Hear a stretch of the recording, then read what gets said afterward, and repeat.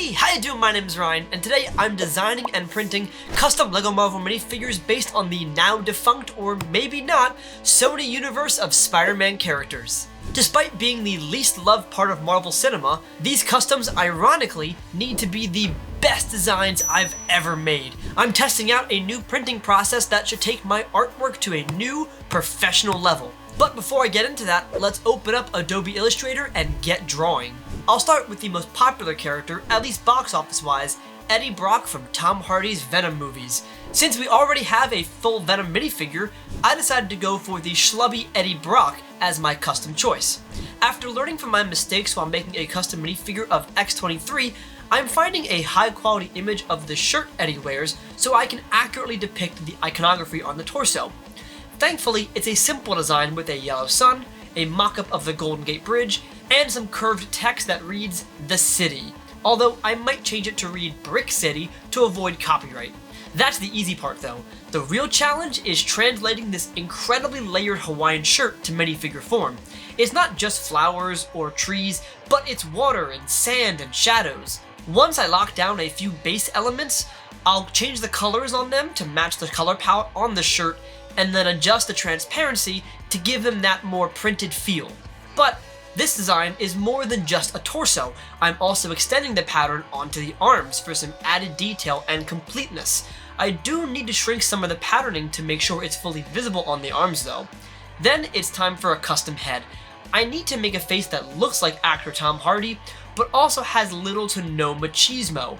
Eddie in the Venom films is not a chiseled action hero, he's a bum that stumbles upon powers. So I want his LEGO face to read more tired and confused than angry or determined. With some wrinkle lines and bags under his eyes, I think we got it. This looks pretty close to Eddie Brock, but I don't think I'm happy with this design just yet. It's missing something. It's missing Venom. So I decided to design an alternate head that replicates the "We Are Venom" scene from the first movie. I think the half face looks really slick and takes this Eddie Brock figure up a level. If this was a real figure, I could totally see myself spending money to buy it in a Sony-based Marvel set. However, I'd save my big bucks, maybe even a more $1 billion, for my next character, Dr. Michael Morbius. Now, Morbius does exist as a minifigure, but it's the comic version, whereas I want to make the memed-upon Jared Leto vampire in his black and purple coat. I'm going to draw out this layer by layer, starting first with the undershirt with a collar, neckline, and some buttons. The easy part is done, now comes the challenge of trying to create the illusion that the jacket on top is black, but with a magenta lining. This took way longer than I thought it would. I tried a few different jacket designs with magenta highlights, but eventually, I tried taking inspiration from the Spider-Man Noir figure, which funnily enough is another Sony character. Once I locked in the lapel shape, I replicated the shape in magenta to complete the illusion of a lining. Then I extended the jacket lines onto the hips and legs with added color on the legs to complete the illusion. A few wrinkle lines on the torso later, and the torso and legs are simple, but I think rather effective. Time to move on to the face, which starts as a stern expression with some thick eyebrows and frown. Then the facial hair, a medium mustache with a thick goatee, and some light gray curved lines on the beard to age the character. Again, this design is really close to the look of Morbius, but again, I think we're missing something. Morbius, the actual vampire face. So pulling inspiration from the official Morbius figure, I'll make a monster face on a tan head with the Jared Leto beard.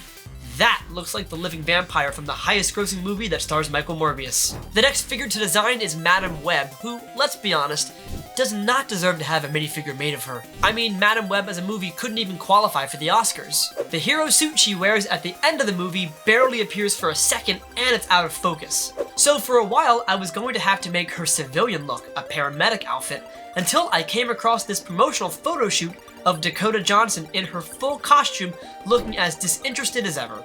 The figure starts on a dark red torso with these white web patterns in the center. It's kind of like designing a Spider-Man costume, but with a more generic shape in the middle. Getting these lines to be symmetrical and spaced correctly was pretty difficult. I really wonder if the line thickness will need to be adjusted for printing. Having both black and white lines all over the torso and legs might complicate the design too much if they're too thick, but too thin and you'll barely see them. The line work continues onto the legs with this added angular shape on each side. And after some alignment and tweaking, it's time to work on the head. The good news is the face is mostly covered by a large visor with only the mouth visible. The bad news is I'm not the greatest at drawing female lips, so I'll pull some reference material to trace the general shape, then tweak the curves and size to match the proportions of these giant goggles.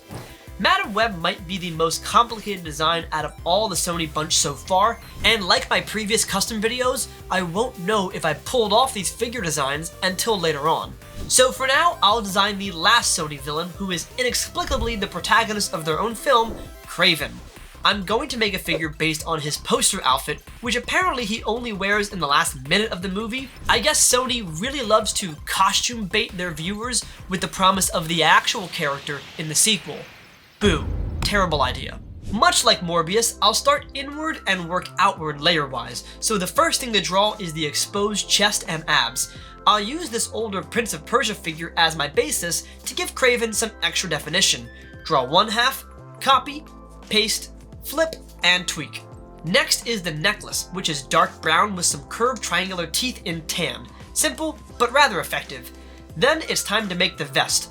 I'll draw one half in dark tan, lock in the shape before adding a pocket and the base shape for the fur collar. Adding the small hairs is painstaking and tedious, but I think well worth the effort, as it leads to a detailed and effective illusion of fur. But I cannot stress how time-consuming this part was, especially after I decided to reshape the collar and expand the area I needed to add more fur. But a copy, paste, and flip later, Kraven's torso is shaping up nicely. Moving down to the hips and legs, I'll add a black segmented rectangle to simulate a belt with a gold clasp in the center.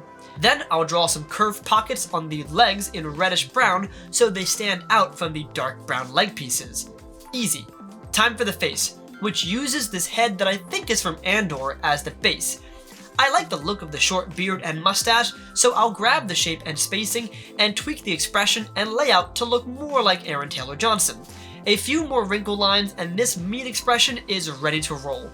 Lastly, I'll tackle the back of the torso, which is dominated again by these tiny lines of fur strands. So after only 5 minutes of working with the details, I decided that I don't want to overdo it, as it's the back of the torso to a Sony-inspired Kraven the Hunter figure. I want it to be good, but I also want to deliver these designs on time. Plus, with some added wrist gauntlets, this figure overall is looking pretty cool. So with all of my Sony-inspired designs done, this is usually the part in the video where I'll buy the pieces off a Bricklink to actually build the custom figures, but this time's a little bit different. For these figures, I'm teaming up with superbrickfigs.com to bring my designs to life in the most comprehensive and professional way. Super Brick Figs is a custom minifigure site creating some really unique characters and pieces. Check out this Daily Bugle newspaper announcing Mayor Fisk's election, or these more obscure DC characters like Elongated Man and Agent Liberty. These are pieces and characters LEGO would never make, so it's great to see Super Brick Figs rise up to the challenge. And thankfully, superbrickfigs.com wanted to help make my Sony Spider-Adjacent custom minifigure dream a reality, even going as far as to sell my figures on their site. And because of the added stakes, I had to make sure these figure designs were perfect before anyone even attempted to add a Madam Web to their cart. First, I sent over my initial stud IO renders to their art team so they could create their own proofs. This allowed me to see what they saw before they pressed print. Every printer service has their own calibration settings, so what might be centered and aligned for me might be entirely out of whack for Super Brick Figs. Most of my designs fit well in their templates and all the artwork lined up, so that's good. However, I was able to tweak the skin tone used on Kraven to make sure it matched the pieces as closely as possible. Then, the most important advantage I have with teaming up with Super Brick Figs is their offer to do a test print.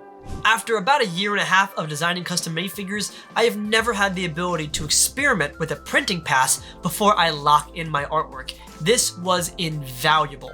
I was able to see which design elements worked and which ones didn't when shrunk down to minifigure scale. After all, when LEGO designs a figure, they don't nail it on the first try, they iterate. So if I wanted these Sony figures to look as professional as possible, I had to do the same. Looking at these tests, I think the Madam Web line work needs to be a bit thicker, and the faces of Cassandra and Kraven are a touch too low on the headpiece. Both of these issues are things I've mentioned in reviews of my own customs, and reviews of other off-brand figures, so to have the ability to fix it before finalizing the artwork is so nice. With those and some other small tweaks done, it's time to see what the final figures look like.